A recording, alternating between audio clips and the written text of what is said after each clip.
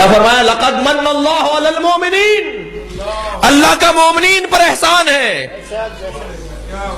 اس لیے کہ اذ بعث فیہم رسولا، اللہ کا مومنین پر احسان ہے کہ ان میں رسول کو مبعوث کیا۔ اور یہ بھی پروردگار عالم نے عظمت خاندان پیغمبر کا ایک باب کھولا ہے، امیوں میں بھیجا ہے، مومنین میں بھیجا ہے۔ یا اللہ، ابھی آنے سے پہلے کوئی مومن ہے؟ ابھی تو رسول ہی نہیں آئے ہیں جو اعلان نبوت کریں، اور یہ مومن کوئی اور ہے؟ رسول کی اعلان نبوت سے پہلے بھی کوئی مومن ہو سکتا ہے؟ کہا تم نے کیا یہ سمجھ لیا ہے کہ سارے کافر تھے؟ یہ سب مسلمان تھے جہاں میں نے نبی کو بھیجا ہے۔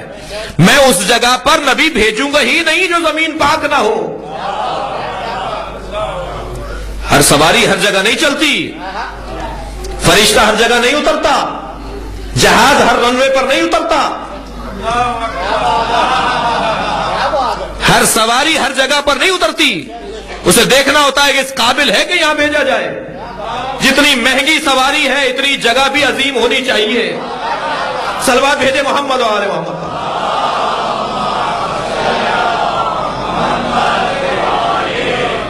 پیغمبر اکرم عظیم ترین وجود ہے، تو ایسی جگہ بھیجا جائے گا جو عظمتوں کا ایک مرقع ہوگا، رسالتوں کا مرقع ہوگا، نبوتوں کی جگہ ہوگی، محبت وحی ہوگی، ملائکہ کے نازل ہونے کی جگہ ہوگی، وہاں بھیجا جائے گا۔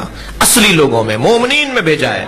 اگر آپ کی سماعتیں میرے ساتھ ہے، تھکے نہیں ہیں، مومنین کا لفظ اطلاق ہوتا ہے 3 سے زیادہ پر۔ توجہ ہے، اللہ کہہ رہا ہے میں نے مومنین میں اپنے نبی کو بھیجا ہے، کم سے کم 3 سے زیادہ لوگ تلاش کرو جو نبی کے آنے سے پہلے مومن تھے، جو نبی کی بعثت سے پہلے مومن تھے، کم سے کم 3 سے زیادہ تلاش کرو۔ تم نام بتا دو تو ہم ویلکم کہیں گے، ورنہ ہم بتاتے ہیں۔ ایک کو ابو طالب کہتے ہیں، ایک کو علی کہتے ہیں، ایک کو بنت اسد کہتے ہیں، ایک کو خدیجۃ الکبریٰ کہتے ہیں۔ یہ پورا خاندان مومنین کا خاندان ہے، یہ دنیا میں آنے سے پہلے مومن ہے۔ کہنے لگے کلمہ نہیں پڑھا تھا، یہ بھی انہیں دکھا کر پڑھو۔ تھک رہے ہیں آپ لوگ؟ یہ دیکھیں گے تو مانیں گے، نہیں دیکھیں گے تو لو بھائی اب سارا دین ان کے دیکھنے پہ چلے گا۔ انہوں نے کلمہ پڑھتے ہوئے نہیں دیکھا معاذ اللہ، تو انہوں نے کلمہ ہی نہیں پڑھا۔ اتنا بڑا مجمع بیٹھا ہے، کسی کے پاس سرٹیفکیٹ ہے کہ وہ مسلمان ہے؟ آپ میں سے کسی کے پاس ہے؟ میرے پاس تو نہیں ہے،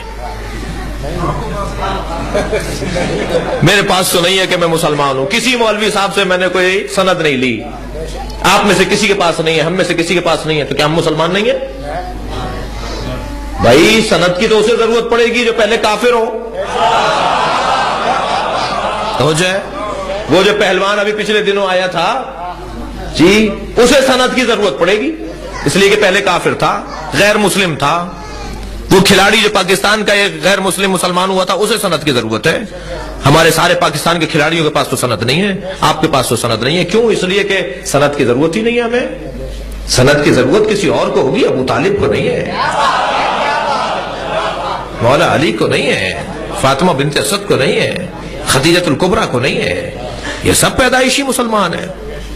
کہہ رہے بھائی کیسی بات کر رہے ہو؟ اب میں کیا کروں؟ میں جس ماحول میں، ہم جس ماحول میں رہتے ہیں وہاں سمجھانے کے لیے کبھی ہمیں اتنا نیچے آنا پڑتا ہے، کبھی اتنا اوپر جانا پڑتا ہے۔ غیر معتدل زمانہ ہے، غیر معتدل ماحول ہے، کبھی تو بہت نیچے آنا پڑتا ہے، کبھی بہت اوپر جانا پڑتا ہے، درمیانی رستہ تو یہاں ہے ہی۔ کہنے لگے یہ کیسے ممکن ہے ابھی اعلان اسلام نہیں ہوا اور کوئی مسلمان ہو، ابھی ایمان کی بات نہیں ہوئی اور کوئی مومن ہو؟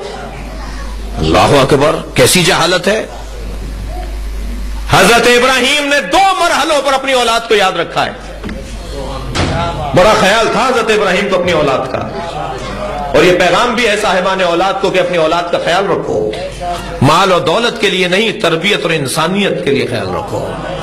تم اپنی اولاد کے لیے کوئی تربیت کا نظام چھوڑ کر جا رہے ہو؟ حضرت ابراہیم نے بھی، جب بھی حضرت ابراہیم کو کوئی مقام ملا ہے فوراً کہا میرے اولاد، میرے بچے، اللہ سے دعا کی۔ جب امامت ملی فوراً کہا ومن ذریتی انی جاعلک للناس اماما، اے ابراہیم ہم تمہیں لوگوں کا امام بنا رہے ہیں۔ فوراً کہا ومن ذریتی، بھائی تمہیں بنا دیا، اب اپنی اولاد کا بھی خیال ہے۔ فوراً جواب آیا لا ینال عہدی الظالمین، ہمارا عہدہ ظالموں تک نہیں پہنچے گا۔ یہ ابراہیم کی دعا رد نہیں ہوئی ہے، قبول ہوئی ہے۔ ابراہیم بھی یہی سننا چاہ رہے تھے، یا اللہ میری ذریت میں تو دونوں ہیں، ظالم بھی ہیں عادل بھی ہیں، میری ذریت میں کیا ہوگا، امامت تو مجھے مل گئی، آگے بڑھے گی، سب کو ملے گی؟ کہ نہیں، سب کو نہیں ملے گی، جو ظالم ہوگا اسے نہیں ملے گی۔ یہ ابراہیم علیہ السلام کی دعا قبول ہوئی ہے، رد نہیں ہو رہی ہے۔ ایک مرتبہ پھر فرمایا حضرت ابراہیم نے، ربنا وجعلنا مسلمین لک، اے اللہ مجھے، اب مسلمان ذرا ذہن میں رہے، یہ کہہ رہے ہیں مسلمان تو ہوتا ہی وہ ہے جو نبوت کے بعد، نبی کے اعلان نبوت کے بعد کلمہ پڑھے تو مسلمان ہے، نہیں بھائی ایسا نہیں ہے۔ حضرت ابراہیم بھی دعا کر رہے ہیں مجھے مسلمان قرار دے، ربنا وجعلنا مسلمین لک، یا اللہ مجھے اور میرے اسماعیل کو اپنا دو مسلمان قرار دے، دو مسلمان اپنا قرار دے، میں بھی مسلمان ہوں، تو قبول کر لے مجھے، اسلام میرا اسلام قبول کر لے، مجھے مسلمان ہونا قبول کر لے، اور میرے اسماعیل کو بھی۔ اور پھر اور آگے فرما رہے ہیں وَمِن ذُرِّيَّتَنَا أُمَّةً مُسْلِمَةً لَكَ، اور ہماری ذریت میں بھی امت مسلمہ قرار دے۔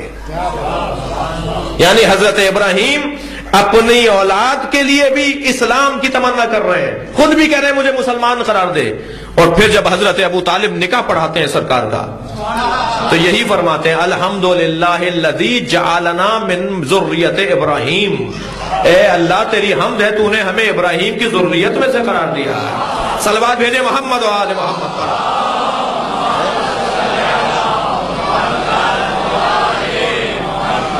یہ پیدائشی مسلمان ہے، یہ دنیا میں آنے سے پہلے مسلمان ہے، انہوں نے کلمہ پڑھتے ہوئے نہیں دیکھا، اس لیے کہنے لگے جی کلمہ نہیں پڑھا اس لیے مسلمان ہی نہیں ہے۔ نماز جنازہ ہی سرکار نے نہیں پڑھائی، میں پھر کہہ رہا ہوں کہ کبھی ہمیں اتنا گر کے بات کرنی پڑتی ہے۔ ارے بھائی نماز جنازہ تشریع کب ہوئی تھی؟ نماز جنازہ 2 ہجری میں شریعت کا حصہ بن رہی ہے، حضرت ابو طالب کی رحلت تو ہجرت سے پہلے ہو رہی ہے، ابھی حضرت ابو طالب ہی کی نماز جنازہ نہیں پڑھائی، حضرت ختیجہ کی بھی نہیں پڑھائی، جب حکم ہی نہیں ہے اللہ کی طرف سے۔ توجہ کر لیا آپ نے؟ جب ابھی شریعت کا حصہ ہی نماز جنازہ نہیں بنی ہے تو حضرت ختیجہ کی، حضرت ابو طالب کی نماز جنازہ کیسے پڑھاتے، کیا پڑھاتے جب نماز جنازہ ہی نہیں ہے؟ تو یہ بتا دو کہ نماز جنازہ میں کیا پڑھا جاتا ہے، وہ پڑھا آپ نے؟ نماز جنازہ میں مرنے والے کے لیے دعا ہی کی جاتی ہے، حضرت ختیجہ کے لیے بھی دعا کی جنازے پہ کھڑے ہو کر، حضرت ابو طالب کے لیے بھی دعا کی، قبر کو مخاطب ہو کر کہا خبردار خیال رکھنا میرے چچا کا، اللہ سے کہا یا اللہ بہترین اجر و ثواب میرے چچا کو عطا کر، اس نے بچپنے میں میرے ساتھ وہ رویہ رکھا جو بہترین سلوک ہوتا ہے، تو بھی اس کے ساتھ ایسا بہترین سلوک کر۔ اور کیا دعا ہوتی ہے نماز جنازہ؟ اور کیا ہوتی ہے؟ کہنا نماز جنازہ نہیں پڑھائی، تاریخ نہیں پڑھتے، اپنی کتابوں سے آشنا نہیں ہے۔ برحمتک یا ارحم الراحمین وصلی اللہ علی محمد وآلہ الطاہرین۔